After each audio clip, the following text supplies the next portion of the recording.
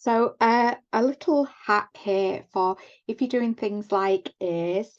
I have some scrap of packaging, polystyrene packaging that I've cut into small pieces. I'm currently doing the ears for a little mouse that I'm doing.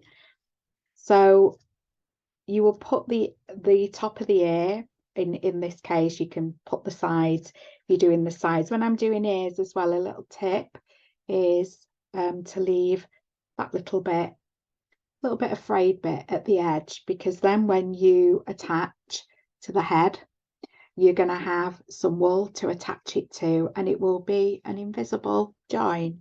Okay, so we'll pop this in the middle and get your needle. I'm using 38 at the moment for this, and you just go along the edge. You can move and have a look. That's felting lovely. It's saving my fingers, and it's doing the job. It's giving me a really lovely edge.